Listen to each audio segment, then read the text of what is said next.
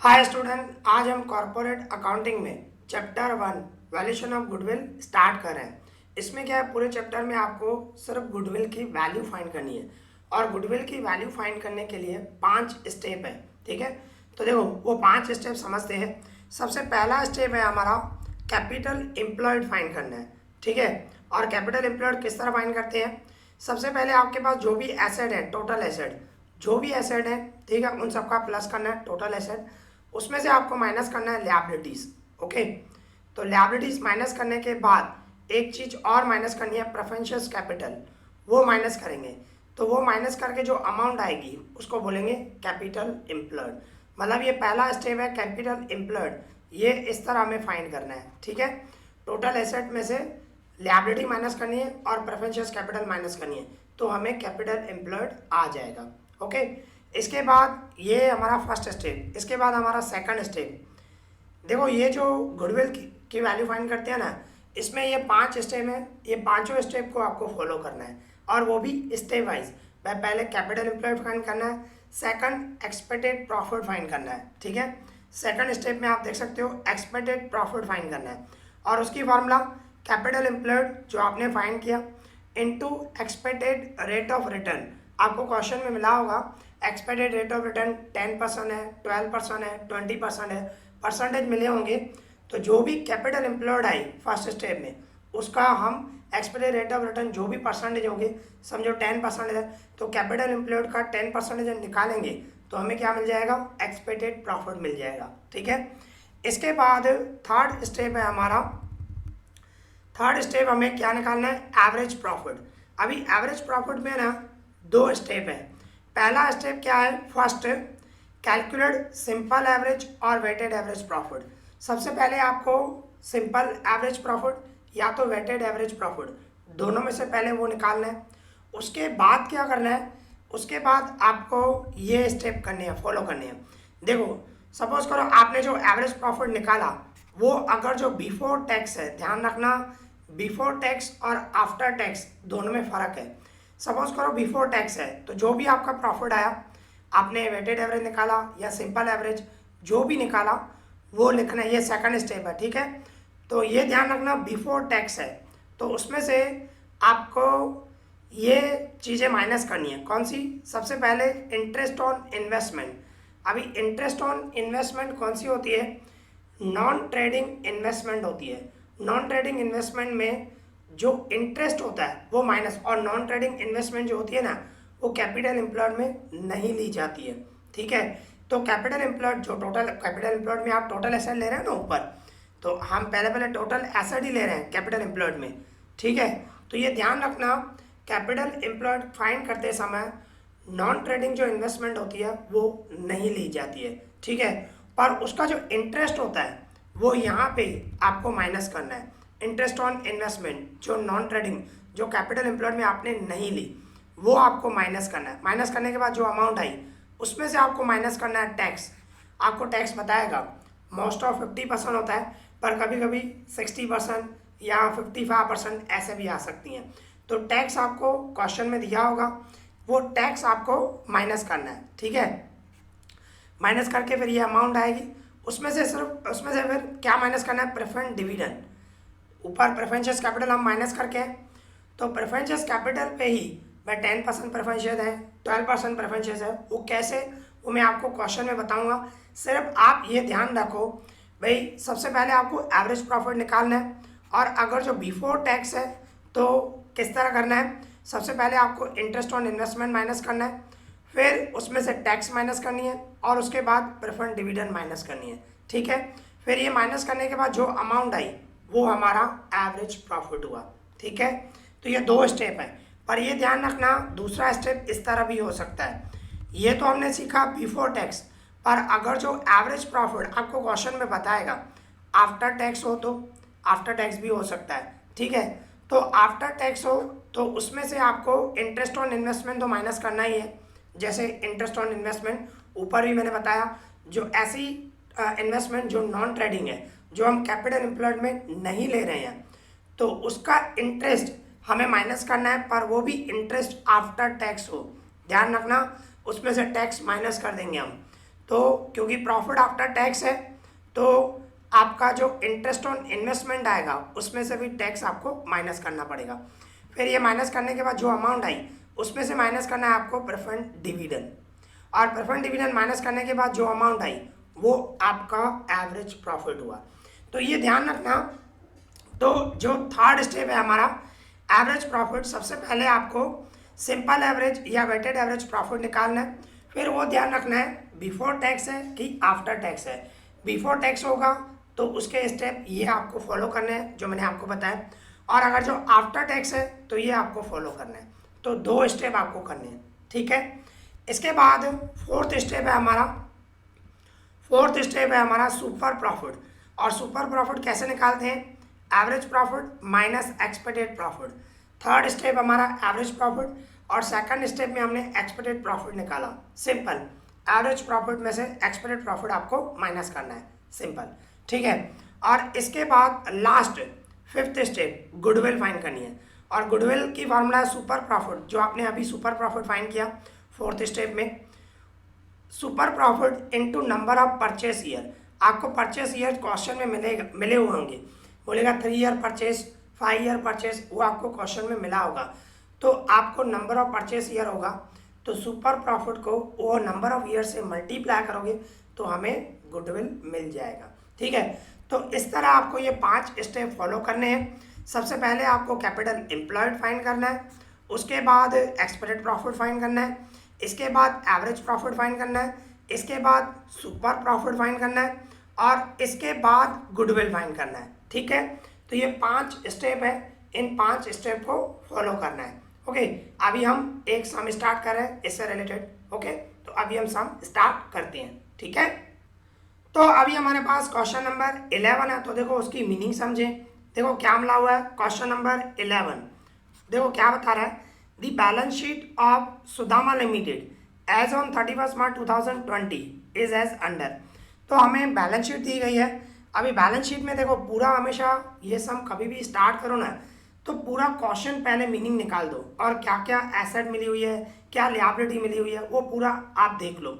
उसके बाद सिर्फ स्टेप फॉलो करने हैं, जैसे मैंने आपको बताया, पहले कैपिटल एम्प्लॉयड निकालना है, फिर एक्सपेक्टेड प्रॉफिट, फिर एवरेज प्रॉफिट, फिर सुपर प्रॉफिट, और उसके बाद गुडविल, ठीक है। इस तरह सिंपल है। तो देखो अभी हम देख रहे हैं क्वेश्चन में क्या क्या मिला हुआ है। तो आप देख सकते हो सबसे पहले हमें क्या दिया हुआ है, शेयर कैपिटल, उसमें दिया हुआ है 8000 इक्विटी शेयर, और 100 वाला एक है, ठीक है, 100 ईच। 3000 12% प्रेफरेंस शेयर्स है, और वो भी 100 वाला एक, ठीक है। इस तरह दिया हुआ है 3000 12% preference shares of ₹100 each.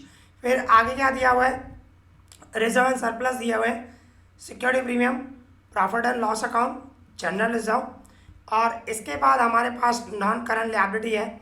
Non current liability में लॉन्ग टर्म बोरोविंग, उसमें भी 10% डिबेंचर दिए हुए हैं, ठीक है।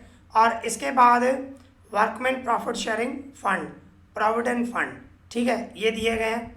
और इसके बाद करंट लिएबिलिटी में क्रेडिटर्स, इसके बाद प्रपोज डिविडेंड में आपको दिया गया है प्रेफरेंस डिविडेंड और इक्विटी डिविडेंड। देखो इक्विटी डिविडेंड भी बोल सकते हो या प्रपोज डिविडेंड भी बोलते हैं उसको। तो ये जो प्रेफरेंस डिविडेंड आपको दिया गया है ना, तो मैंने जैसे कि आपको पहला स्टेप बताया था, पहला स्टेप कैपिटल एम्प्लॉयड फाइंड करना है। तो कैपिटल एम्प्लॉयड किस तरह फाइंड करते हैं, टोटल एसेट, उसमें से माइनस करना है लिएबिलिटी, और उसके बाद माइनस करना है प्रेफरेंशियल कैपिटल, ठीक है। पर इसमें क्या है, यहाँ पे आपको प्रेफरेंस डिविडेंड दिया हुआ है, प्रेफरेंस डिविडेंड 36,000 दिया हुआ है। तो अगर जो प्रेफरेंस डिविडेंड लिएबिलिटी में मिला हो तो लास्ट जो कैपिटल एम्प्लॉयड फाइंड करोगे ना, तो प्रेफरेंशियल कैपिटल माइनस करो ना, तो प्रेफरेंस डिविडेंड भी माइनस करना, ठीक है। प्रेफरेंस डिविडेंड भी हम माइनस करेंगे लास्ट में। कैपिटल ये लिएबिलिटी में दिया गया है, इसकी वजह से, अगर जो नहीं दिया होता तो मैं माइनस नहीं करता, ध्यान रखना लिएबिलिटी में। और थर्ड स्टेप में मैंने समझाया एवरेज प्रॉफिट, वहाँ पे तो कंपलसरी माइनस करना है, पर यहाँ पे अगर जो लिएबिलिटी में दिया गया है सॉरी, तो लिएबिलिटी में दिया गया है तो आपको कैपिटल एम्प्लॉयड में से भी माइनस करना पड़ेगा, ठीक है। फिर देखो आगे देखें क्या दिया हुआ है, ये तो हुई लिएबिलिटी हमारी। इसके बाद है एसेट। एसेट में नॉन करंट एसेट है, उसमें भी land and building, plant and machinery. और इसके बाद है गुडविल। ये गुडविल तो हम लेंगे नहीं, गुडविल तो फाइंड करना है हमें, ठीक है ना। और इसके बाद नॉन करंट इन्वेस्टमेंट है, आप देख सकते हो 10% गवर्नमेंट सिक्योरिटी, 15% डिबेंचर ऑफ बंसी लिमिटेड, ये इन्वेस्टमेंट है आपकी। इसके बाद नॉन करंट एसेट में प्रिलिमिनरी एक्सपेंस दिया गया है। और इसके बाद करंट एसेट दी गई है। करंट एसेट में स्टॉक दिया हुआ है। डेप्टर्स में से BDR माइनस किया हुआ है, ठीक है, माइनस करके आउटर में लिखा हुआ है 1,70,000। इसके बाद आपको कैश एंड कैश इक्विवेलेंट दिया हुआ है, बैंक बैलेंस दिया हुआ है 80,000। और इसके बाद अदर करंट एसेट, उसमें प्रीपेड एक्सपेंस है 30,000 दिया हुआ है, ठीक है। तो ये आपको पूरी बैलेंस शीट दी गई है। फिर देखो आगे क्या बता रहा है, आगे देखिए मीनिंग निकाले। दी नर्सिंग लिमिटेड एक कंपनी है, wants to purchase the business considering the following information. भाई एक कंपनी है नर्सिंग लिमिटेड, ठीक है, वो ये बिजनेस परचेस करना चाहती है, तो कैलकुलेट दी गुडविल, हमें गुडविल की वैल्यू फाइंड करनी है, ठीक है, सिर्फ गुडविल की वैल्यू फाइंड करनी है। तो उसमें आप देख सकते हो फर्स्ट नंबर एडजस्टमेंट क्या दिया हुआ है, market value of land and building is twice the book value. Means आपको यहाँ पे ऊपर लैंड एंड बिल्डिंग आप देख सकते हो कितनी है, लैंड एंड बिल्डिंग हमारी 6 लाख है, तो उसका डबल 12 लाख हो गया। वही बता रहा है लैंड एंड बिल्डिंग की वैल्यू जो है वो ट्वाइस डबल, ठीक है, मार्केट वैल्यू डबल हो गई है। The market value of land and building is twice, twice मतलब डबल, 2 टाइम्स, ठीक है ना, बुक वैल्यू का। और बैलेंस शीट में जो भी होता है वो बुक वैल्यू होता है, ध्यान रखना, ओके।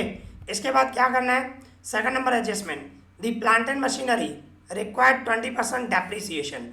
मतलब प्लांट एंड मशीनरी ऊपर जो दिया गया है उसमें 20% हमें माइनस करना है, डिक्रीज करना है, डेप्रिसिएशन निकालना है, ठीक है। फिर आगे क्या बता रहा है, the stock include certain useless item costing 40,000 having no scrap value. मतलब स्टॉक में कुछ यूजलेस आइटम है, क्लियर बता रहा है, यूजलेस आइटम, और उसकी भी कॉस्ट है 40,000 और उसकी कुछ भी भंगार कीमत नहीं है। स्क्रैप वैल्यू मतलब भंगार कीमत, तो 40,000 जीरो वैल्यू।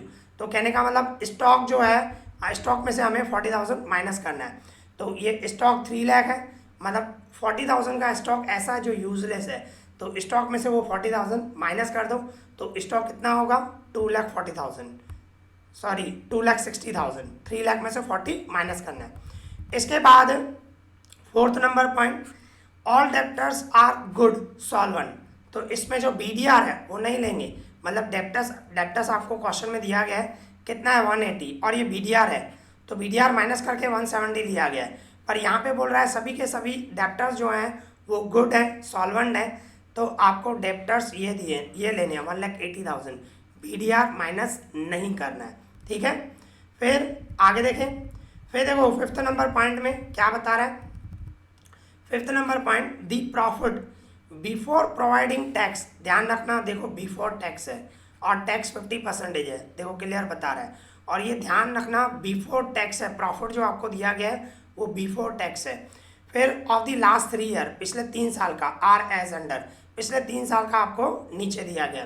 तो उसमें क्या बोल रहा है, calculate on the basis of weighted average. देखो अभी पहले प्रॉफिट कितना है 9 लाख है, फिर है 12 लाख, फिर 14 लाख। अब नोट करो प्रॉफिट हर साल इंक्रीज हो रहा है, पहले 9 लाख है, फिर 12 लाख हुआ, दूसरे साल बढ़ रहा है, तीसरे साल 14 लाख हुआ, बढ़ रहा है। तो कभी भी प्रॉफिट जो है कंटिन्यूसली बढ़ रहा है ना, तो हमेशा वेटेड एवरेज ही निकालते हैं। तो हमारा पहला स्टेप वेटेड एवरेज प्रॉफिट निकालेंगे। उसके बाद दूसरा स्टेप जो मैंने आपको बताया था, ये बिफोर टैक्स दिया गया है, ठीक है ना, तो वेटेड एवरेज प्रॉफिट निकालेंगे, उसमें से इंटरेस्ट ऑन इन्वेस्टमेंट माइनस करेंगे, फिर टैक्स माइनस करेंगे, फिर प्रेफरेंस डिविडेंड माइनस करेंगे। ध्यान रखना 2 स्टेप करने हैं हमें, पहले वेटेड एवरेज प्रॉफिट निकालना है और ये ध्यान रखना बिफोर टैक्स है, ओके। किस तरह होगा वो हम बोर्ड पे करेंगे, समझ में आ जाएगा, ठीक है। पहले क्वेश्चन की मीनिंग समझ लें। इसके बाद देखो क्या बता रहा है, the expected rate of return of the company is 10%। Company का एक्सपेक्टेड रेट ऑफ रिटर्न हमें दिया गया है 10%, तो इसमें से हमें एक्सपेक्टेड प्रॉफिट निकलेगा, ठीक है ना। इसके बाद आगे क्या बता रहे हैं, goodwill, the goodwill of the company for this purpose is agreed to be valued at 3 year purchase। देखो क्लियर बता रहा है 3 year परचेस। मैंने आपको बताया था, आपको क्वेश्चन में बताएगा 3 year परचेस, 5 year परचेस। उसमें क्या होता है, जो हम 5th स्टेप करेंगे, सुपर प्रॉफिट को मल्टीप्लाई करना है 3 year ऑफ परचेस। मतलब जो भी सुपर प्रॉफिट आएगा उसको 3 से मल्टीप्लाई करेंगे तो हमें गुडविल मिल जाएगी। देखो क्लियर बता रहा है 3 year purchase of super profit basis. देखो क्लियर लिखा हुआ है सुपर प्रॉफिट, ठीक है। तो हमें 5 स्टेप, ये पूरा क्वेश्चन पढ़ लिया हमने, और 5 स्टेप फॉलो करने हैं जैसे मैंने आपको बताया है। पहले स्टेप में आपको कैपिटल एम्प्लॉयड फाइंड करना है, सेकंड में एक्सपेक्टेड प्रॉफिट, और थर्ड में average profit, fourth super profit, और फिफ्थ गुडविल। ये पांचों स्टेप हम स्टेप वाइज करेंगे, ठीक है। तो ये हमने पूरा क्वेश्चन पढ़ लिया, अभी हम इसको बोर्ड पे करते हैं, ठीक है। तो इस तरह हमने पूरा क्वेश्चन पढ़ लिया, अभी हम स्टेप वाइज जाएंगे। पहला स्टेप हमारा क्या है, कैपिटल एम्प्लॉयड। कैपिटल एम्प्लॉयड किस तरह फाइंड करोगे, जो हमें टोटल एसेट दी हुई है, मतलब जो भी एसेट है उन सबका प्लस करेंगे टोटल एसेट, उसमें से माइनस करूंगा लायबिलिटीज, और उसमें से माइनस करूंगा प्रेफरेंस कैपिटल, और लायबिलिटी में प्रेफरेंस डिविडेंड दिया गया है, इसकी वजह से वो भी माइनस करना पड़ेगा, ठीक है। तो ये सब हम माइनस करेंगे तो हमें क्या मिल जाएगा, कैपिटल एम्प्लॉयड। ओके, तो हमारा जो पहला स्टेप है कैपिटल एम्प्लॉयड है, पहला स्टेप हमारा कैपिटल एम्प्लॉयड, ठीक है ना। स्टेप वाइज जाना है, सिंपल। तो कैपिटल एम्प्लॉयड किस तरह फाइंड करेंगे, सबसे पहले सब एसेट लेंगे, अभी क्वेश्चन में देखते हैं और वैल्यू पुट करते हैं, ठीक है ना। तो देखो क्वेश्चन में हमें क्या मिली हुई है, कौन सी एसेट मिली हुई है, और उसके एडजस्टमेंट भी, मार्केट वैल्यू क्या है, वो सब चीजें हमें लेनी है, ठीक है ना।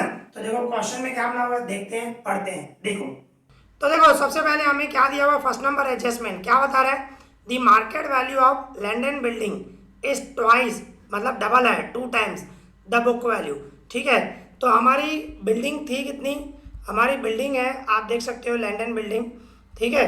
तो लैंड एंड बिल्डिंग आपकी वैल्यू है कितनी है, 6 लाख है, मतलब उसका डबल कर देंगे 12 लाख। ओके, तो देखो लिखते हैं। तो आप देख सकते हो हमें एडजस्टमेंट में क्लियर बता रहा है लैंड एंड बिल्डिंग की मार्केट वैल्यू जो है वो बुक से ट्वाइस हो गई है, 2 times हो गई है, मतलब लैंड एंड बिल्डिंग की वैल्यू क्या होगी, 12 लाख, ठीक है ना। तो हम लिखेंगे लैंड एंड बिल्डिंग 12 लाख लिखेंगे, ओके, इस तरह ये लैंड एंड बिल्डिंग हुई। अभी आगे देखें क्वेश्चन में क्या है, देखें।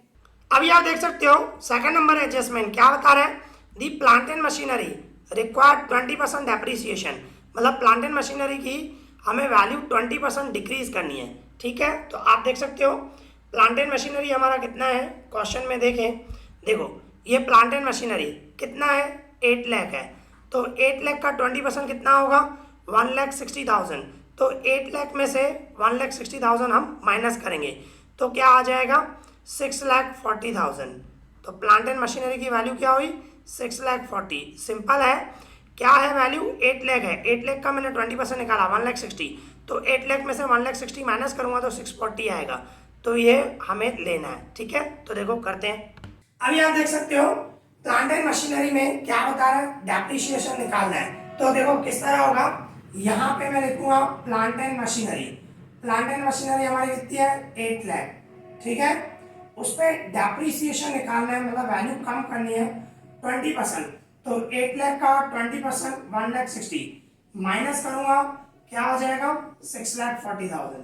तो प्लांट एंड मशीनरी की वैल्यू 640 लेनी है, आप डायरेक्ट भी लिख सकते हो, ये लिखने की जरूरत नहीं है, ये सिर्फ आपको समझाने के लिए लिख रहा हूँ। प्लांट एंड मशीनरी डायरेक्ट आप 6,40,000 लिख सकते हो, ठीक है। अभी आगे देखें क्वेश्चन में क्या मिला हुआ, देखें।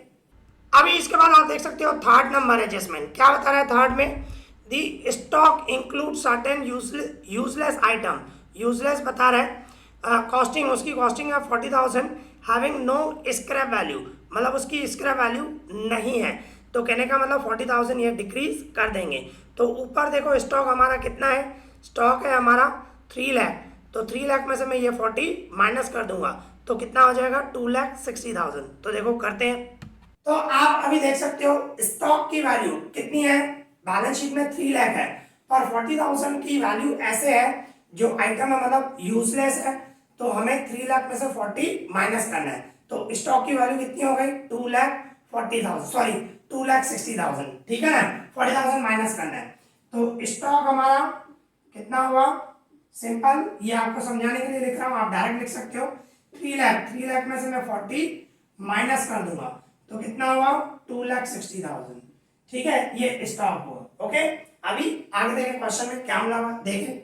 इसके बाद आप देख सकते हो फोर्थ नंबर एडजस्टमेंट क्या बता रहा है, all the debtors are good solvent, means debtors आपको कितने लेने हैं, डेप्टर्स आपको दिए गए हैं, देखो ऊपर क्लियर बता रहा है डेप्टर्स 1,80,000 है, उसमें से बीडीआर माइनस किया गया है, तो देखो सभी डेप्टर्स गुड है सॉल्वेंट है, तो आपको डेप्टर्स डायरेक्ट 1,80,000 लेने हैं, ये बीडीआर आपको माइनस नहीं करने हैं, तो डेप्टर्स कितने लेने हैं 1,80,000, तो देखो, तो आप देख सकते हो डेप्टर्स सॉल्वेंट है, तो डेप्टर्स कितने लेंगे 1,80,000, बीडीआर नहीं माइनस करेंगे, ठीक है, तो यहाँ पे हमारे डेप्टर्स आएंगे, तो डेप्टर्स कितने हुए 1,80,000, ओके 1,80,000। अभी आगे देखें क्वेश्चन में क्या है देखें, तो इस तरह आप देख सकते हो हमारे चारों एडजस्टमेंट हो गए, ये फिफ्थ नंबर एडजस्टमेंट प्रॉफिट का है वो बाद में आएगा, तो एसेट जो भी थे 4 एडजस्टमेंट कंप्लीट हो गए, इसके बाद आप बैलेंस शीट में देखो एसेट कौन सी है,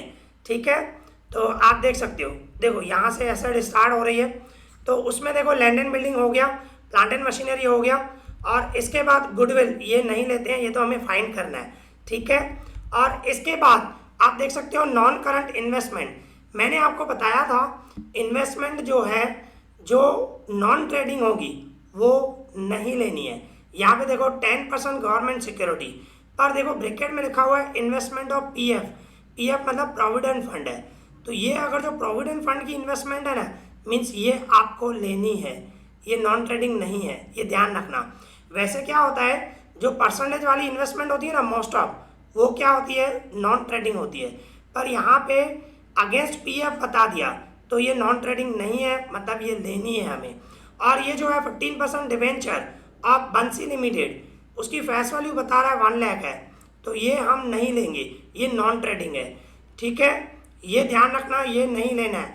वैसे मैं ये गवर्नमेंट सिक्योरिटी भी नहीं लेता, पर ये क्या है पीएफ के अगेंस्ट में बोल दिया, तभी हमें लेना पड़ रहा है, अदरवाइज नहीं लेते, ठीक है, तो अभी हम लेंगे 10% गवर्नमेंट सिक्योरिटी, और वो भी कितनी वैल्यू है 1,50,000, ओके, तो देखें करते हैं। तो इस तरह आप देख सकते हो हमारे पास 2 इन्वेस्टमेंट है, देखो ये ध्यान रखना इन्वेस्टमेंट जो होती है ना, जो परसेंटेज वाली होती है ना वो नहीं लेते हैं, जैसे कि यहाँ पे 10% गवर्नमेंट सिक्योरिटी है, ये लेना पड़ रहा है, क्यों, ब्रैकेट में लिखा हुआ है वो पीएफ प्रोविडेंट फंड के अगेंस्ट में इन्वेस्टमेंट है, तो ये जो है लेना पड़ेगा।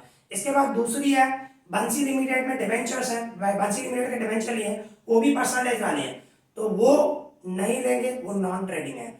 मैं गवर्नमेंट सिक्योरिटी भी नहीं लेता, पर पीएफ दिया हुआ है इसकी वजह से लेना पड़ रहा है, ठीक है, इस चीज का ध्यान रखना, ओके। और दूसरी बात, जो इन्वेस्टमेंट आप नहीं लोगे ना तो उसका इंटरेस्ट जो थर्ड स्टेप हम करेंगे एवरेज प्रॉफिट, वहां पे माइनस करेंगे इंटरेस्ट ऑन इन्वेस्टमेंट, ध्यान रखना, जो कैपिटल एम्प्लॉयड में आप इन्वेस्टमेंट नहीं ले रहे हो उसका इंटरेस्ट, ये गवर्नमेंट सिक्योरिटी हम ले रहे हैं तो उसका इंटरेस्ट नहीं, ठीक है, इस चीज का ध्यान रखना। तो यहाँ पे मैं लिखूंगा 10% गवर्नमेंट सिक्योरिटीज, ठीक है, तो वो कितनी है 1,50,000, ओके, क्वेश्चन में था। अभी आगे देखें क्वेश्चन में क्या देखें, इसके बाद आप देख सकते हो हमें क्या दिया हुआ है प्रिलिमिनरी एक्सपेंस, तो प्रिलिमिनरी एक्सपेंस नहीं लिया जाता है, ठीक है, फिर इसके बाद प्रिलिमिनरी एक्सपेंस जो होता है फिक्टिशियस एसेट होता है वो नहीं लेते हैं।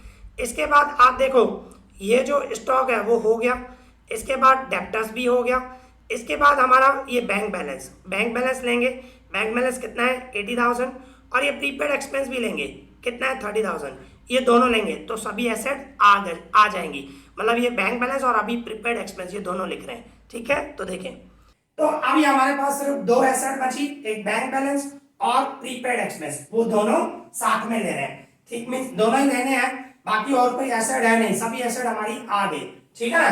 तो बैंक बैलेंस कितना है 80,000 है, ओके, और इसके बाद प्रीपेड एक्सपेंस, देखो ये प्रीपेड एक्सपेंस लिया जाता है क्योंकि ये लॉन्स इन एडवांसेस होता है, प्रिलिमिनरी एक्सपेंस नहीं लेते हैं, प्रिलिमिनरी एक्सपेंस क्या होता है फिक्टिशियस एसेट होता है, वो नहीं लिया जाता है, ध्यान रखना, ठीक है। तो प्रीपेड एक्सपेंस हमारा कितना था 30,000, तो वो लिखेंगे 30,000। तो ये हमने सभी की सभी जो भी एसेट थी वो ले ली। अभी इन सब का टोटल करेंगे तो उसको हम क्या बोलेंगे, टोटल एसेट। उसको हम क्या बोलेंगे, टोटल एसेट। ठीक है ना। तो इन सब का हम प्लस कर रहे हैं। देखें, पहले 12 लाख, फिर 6,40,000, फिर 2,60,000, 1,80,000, 1,50,000, 80,000 एंड 30,000। तो कितना है टोटल एसेट, 25,40,000, 25,40,000। ठीक है। फिर इसमें से हम करेंगे लेस लिएबिलिटीज। लिएबिलिटीज हम माइनस करेंगे। ओके, तो लिएबिलिटीज कौन सी है वो हम एसेट में देख मींस बैलेंस शीट में देखेंगे। ठीक है ना। तो ये हमारी टोटल एसेट आ गई, इसमें से हमें लिएबिलिटी माइनस करनी है। तो देखो क्वेश्चन में कौन सी लिएबिलिटी मिली हुई है, देखें। आप देख सकते हो हमारे पास लिएबिलिटी है, ऊपर आप देख सकते हो लिएबिलिटीज। ठीक है, तो देखो ये हमारी लिएबिलिटीज। तो लिएबिलिटीज में कौन से लेनी है, एक ये 10% डिवेंचर कितना है 2 लाख, ये लेना है।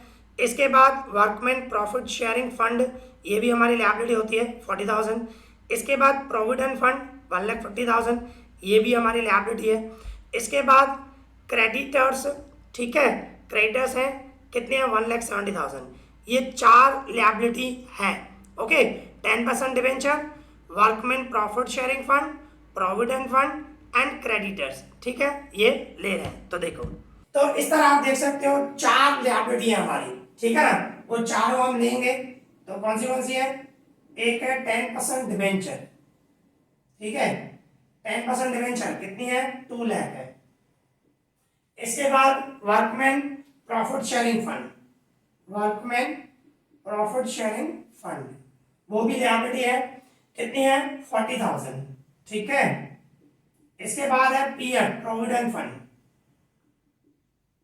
वो भी लिएबिलिटी है। ठीक है, प्रोविडेंट फंड कितना है 1,50,000, 1,50,000। और इसके बाद लास्ट थी हमारी क्रेडिटर्स। ओके, तो क्रेडिटर्स हमारे कितने हैं, क्रेडिटर्स हैं हमारे 1,70,000, 1,70,000। ठीक है, तो इन सब का मैं प्लस करूंगा, ये जो जो भी लिएबिलिटी है ये सब प्लस करूंगा। तो 2 लाख प्लस 40,000 प्लस 1,50,000 प्लस 1,70,000। ठीक है, तो इन सब का मैंने प्लस किया तो कितना आया 5,60,000। तो इसमें से मैं माइनस करूं, ठीक है, 25,40,000 में से मैं माइनस करूं तो कितना आया 19,80,000। ओके, ये 19,80,000 मैं ऊपर लिख देता हूं 19,80,000। ठीक है ना, ये माइनस करना है। तो सिंपल किस तरह करना है, सबसे पहले जो भी एसेट है उन सबका प्लस किया, उसमें से ये लिएबिलिटी माइनस की। अब इसमें से दो चीजें और माइनस करनी है, प्रेफरेंसेस कैपिटल। टोटल एसेट में से मैंने लिएबिलिटी माइनस की 19,80,000 है। ठीक है, अब इसमें से दो चीजें माइनस करनी है, प्रेफरेंसेस कैपिटल और दूसरा प्रेफरेंस डिविडेंड। देखो प्रेफरेंस डिविडेंड क्यों माइनस कर रहे हैं मैंने आपको बताया, क्योंकि वो बैलेंस शीट में लिएबिलिटी में लिखा हुआ है। अगर जो नहीं लिखा होता ना तो मैं यहाँ पे प्रेफरेंस डिविडेंड माइनस नहीं करता। किस तरह, देखो मैं क्वेश्चन में बता रहा हूँ। देखो अभी हमारे पास देखो क्या है, ये आप देख सकते हो 3,000 12% प्रेफरेंस शेयर्स है, मतलब 100 ईच का, मतलब 3 लाख है। ठीक है ना, तो 3 लाख का आप 12% निकालो, 3 लाख का 12% निकालोगे ना तो 36,000 ही होगा। ओके, तो वो 36,000 क्या है, आपको नीचे यहाँ पे दिया गया प्रेफरेंस डिविडेंड 36,000, ये लिएबिलिटी में मिला हुआ ना, इसकी वजह से ही हमें ये कैपिटल एम्प्लॉयड में माइनस करना पड़ रहा है। अगर जो ये नहीं मिला होता यहाँ पे लिएबिलिटी में तो मैं ये माइनस नहीं करता, सिर्फ जो थर्ड स्टेप है एवरेज प्रॉफिट उसमें माइनस करता, उसमें तो कंपलसरी करना पड़ता है। ठीक है, तो ये दो चीज़ें हम माइनस करेंगे अभी, एक प्रेफरेंस कैपिटल कितनी है 3 लाख, ये माइनस करेंगे, और दूसरा प्रेफरेंस डिविडेंड 36,000। ओके, तो देखो करते हैं। तो अभी हम क्या है मींस आप देख सकते हो प्रेफरेंस कैपिटल दी हुई है 3 लाख और प्रेफरेंस डिविडेंड क्यों माइनस करना मैंने बताया, लिएबिलिटी में मिला हुआ इसकी वजह से। ठीक है ना, तो वो चीजें माइनस करेंगे। तो इसमें से मैं माइनस करूंगा प्रेफरेंस कैपिटल, तो प्रेफरेंशियल कैपिटल हमें कितनी दी हुई है, 3 लाख दी हुई है, ठीक है ना। तो 3 लाख में माइनस करूंगा तो कितना हो जाएगा, 16,80,000। फिर इसमें से माइनस करूंगा मैं प्रेफरेंस डिविडेंड, ये प्रेफरेंस डिविडेंड लायबिलिटी में मिला हुआ है, इसकी वजह से माइनस कर रहे हैं, ठीक है। तो प्रेफरेंस डिविडेंड कितना है, 36,000 है। तो इसमें से माइनस करूं तो 16,44,000, ये आपका आ गया कैपिटल एम्प्लॉयड, ठीक है। तो ये आपका पहला स्टेप है। इस तरह हमने कैपिटल एम्प्लॉयड फाइंड किया। तो पहले स्टेप में आपको कैपिटल एम्प्लॉयड इस तरह फाइंड करना है, जो भी एसेट है बोल दी, सबका टोटल दिया, उसमें से लायबिलिटी जो भी है माइनस की, और उसमें से प्रेफरेंशियल कैपिटल माइनस की और प्रेफर्ड डिविडेंड माइनस किया, तो हमें कैपिटल एम्प्लॉयड मिल गया, ठीक है। सेकंड स्टेप हमारा है एक्सपेक्टेड प्रॉफिट निकालना है, ठीक है, एक्सपेक्टेड प्रॉफिट। तो एक्सपेक्टेड प्रॉफिट कैसे निकालोगे, उसकी फॉर्मूला आपको ध्यान होनी चाहिए, कैपिटल एम्प्लॉयड, ठीक है, capital employed into expected rate of return, short में EROR, ठीक है। तो कैपिटल एम्प्लॉयड हमारा कितना है, 16,44,000, और एक्सपेक्टेड रेट ऑफ रिटर्न कितना था हमारा, 10% था, हमने क्वेश्चन में पढ़ा था 10%, ठीक है ना। तो इसका मैं 10% निकालूं तो 1,64,400, ये आपका आ गया एक्सपेक्टेड प्रॉफिट। इसके बाद थर्ड हमारा स्टेप कौन सा है, थर्ड स्टेप है हमारा एवरेज प्रॉफिट, ठीक है, एवरेज प्रॉफिट। थर्ड स्टेप हमें ये निकालना है एवरेज प्रॉफिट। अभी एवरेज प्रॉफिट कैसे निकालोगे, एवरेज प्रॉफिट 3 साल का हमें प्रॉफिट दिया गया है, क्वेश्चन में देखें फिर कर रहे हैं, ठीक है ना, क्वेश्चन में देखें क्या मिला हुआ है। तो देखो अभी आप क्वेश्चन में देख सकते हो, देखो हमें नीचे 5th नंबर एडजस्टमेंट था, देखते हैं, देखो 5th नंबर एडजस्टमेंट, ठीक है। आप देखो 3 साल का प्रॉफिट दिया हुआ, वो भी बिफोर है, ये देखो 5th नंबर एडजस्टमेंट, ठीक है। क्या बता रहा है, दी प्रॉफिट, वो भी बिफोर टैक्स क्लियर बता रहा है, बिफोर टैक्स, और टैक्स 50% है, ध्यान रखना, और पिछले 3 साल का, ठीक है, आर एज अंडर। तो कितना दिया हुआ है, ये 2 लाख, मतलब ये 17-18 का, 18-19 का और 19-20 का कितना है, 9 लाख, 12 लाख और 14 लाख, हर साल बढ़ रहा है, तो वेटेड एवरेज प्रॉफिट होगा, ठीक है। तो देखो किस तरह होगा, देखें, तो देख सकते हो हमें 3 साल का प्रॉफिट दिया हुआ है और हर साल इंक्रीज हो रहा है, मतलब हमें वेटेड एवरेज प्रॉफिट निकालना है, ठीक है। तो देखो किस तरह निकालेंगे, हमें जो दिया गया है ईयर, और इसके बाद है प्रॉफिट, टेबल बनाएंगे, इसके बाद है वेट, ठीक है, और इसके बाद XI WI। देखो ये जो प्रॉफिट होता है उसको XI बोलते हैं, वेट को WI, ठीक है ना। तो हम इस तरह टेबल बना देते हैं, इस तरह टेबल बना देते हैं, टेबल बना दो, ओके। तो इस तरह हम टेबल बना देंगे।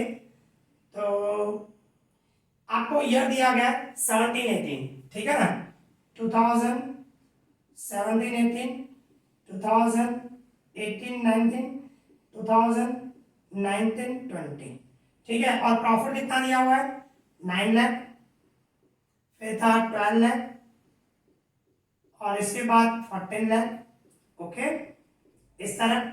और वेट जो होता है ना, वेट हमेशा ऐसे लेना, 1 2 3। कभी कभी क्वेश्चन में ये वेट मिला होता है, नहीं भी मिला हो तो वेट हमेशा ऐसे ही लेना। समझो 4 साल होता तो 1 2 3 और 4, 5 साल होता तो 1 2 3 4 5, ठीक है। तो वेट हमेशा ऐसे लेना है, ठीक है। फिर XI WI, मतलब इन दोनों का मल्टीप्लाई, 9 लाख को 1 से मल्टीप्लाई करो तो 9 लाख, फिर 12 लाख को 2 से मल्टीप्लाई करो 24 लाख, ठीक है। फिर 14 लाख को 3 से मल्टीप्लाई करो 42 लाख, इस तरह, ओके। फिर क्या करना है, इन दोनों कॉलम का सिर्फ टोटल करना है, ये 2 कॉलम जो है, ठीक है, लास्ट के 2 कॉलम, इसका टोटल करो 6 और इसका टोटल करो, कितना होगा 75 लाख, कितना होगा 75 लाख, ठीक है ना, इसका प्लस। तो इस तरह पहले आपको टेबल बनानी है। अभी हमें क्या निकालना है, वेटेड एवरेज प्रॉफिट, ठीक है, टेबल के नीचे करना है, मींस इस तरह, शॉर्ट में WAP, WAP मतलब weighted average profit, weighted average profit. ठीक है ना। तो वो कितना है, मीन्स इस तरह से ये फॉर्मूला है sigma X I W I divide में sigma W I, sigma X I W I divide में सिग्मा डब्ल्यू आई। तो sigma X I W I तो वो कितना है हमारा 75 है, और सिग्मा डब्ल्यू आई हमारा 6 है, ये मींस डब्ल्यू आई का टोटल, ठीक है। ये एक्स आई डब्ल्यू आई, ये डब्ल्यू आई।